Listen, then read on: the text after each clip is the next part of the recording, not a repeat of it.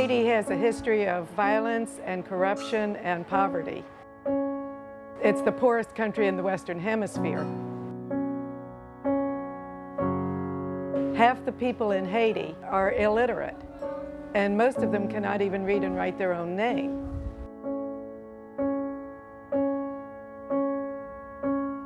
We have a lot of people who live down in the sewer ravine. There's a lot of illness, and just the poverty is overwhelming here.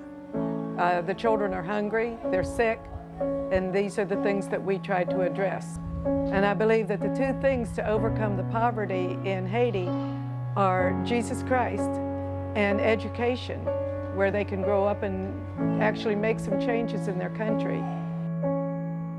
So we have a nutrition program, an education program, Bible studies every day in school, and a medical program.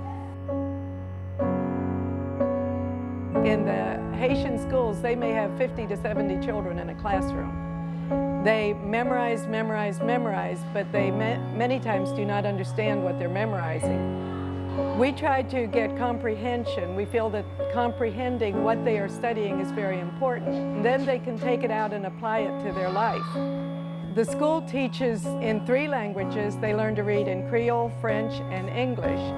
Every time they have a lesson, it's taught from biblical principles, so that they are taught compassion and God's way of doing things, and the importance of servitude and serving Jesus Christ.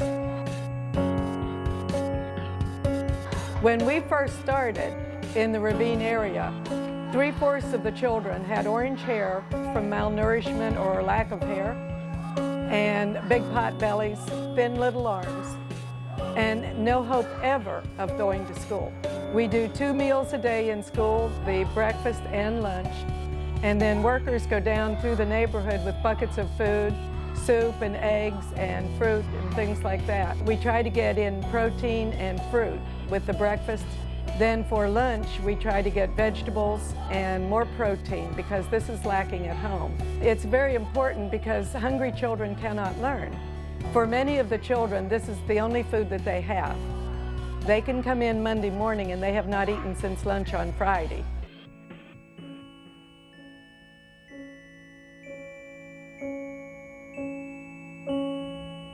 The children cannot come to school if they're sick. We do a medical program.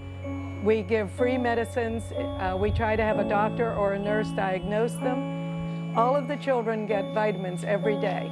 And these are vitamins that are strong because they're developed for third world children who are malnourished. Then we have a worker who goes every day, twice a day, and puts the medicine in the child's mouth so that we know it's being given correctly because the parents don't always follow directions. The Christian education is important. Many of them come from homes where voodoo is practiced. And these children are learning about Jesus and taking it home. People without Christian values do not understand taking care of your neighbor, caring about other people.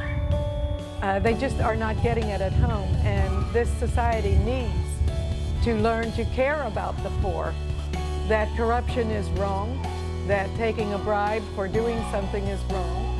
They are not taught that at home.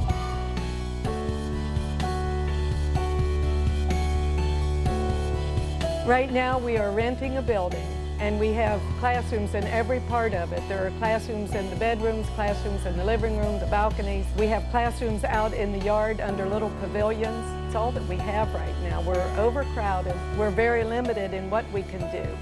Our Haitian teachers are doing a good job with the background that they have, but they need help. And we need American teachers to come and help them, to work alongside of them, to train them, to show them how to use the materials that we have. We need people. We need financing, but we also need people to come and work with us. This is a huge need. We're trying to build a building that will house our school, that will have a clinic, that will have room to grow and room for Bible studies for adults. I feel like, do we limit this to what we can do, or do we do what God wants us to do, which is to continue to grow? One of our children could grow up and be president, a Christian president, but we're limited right now. We're limiting how many children we can take in because the building is full, it's overcrowded. This is all we can take.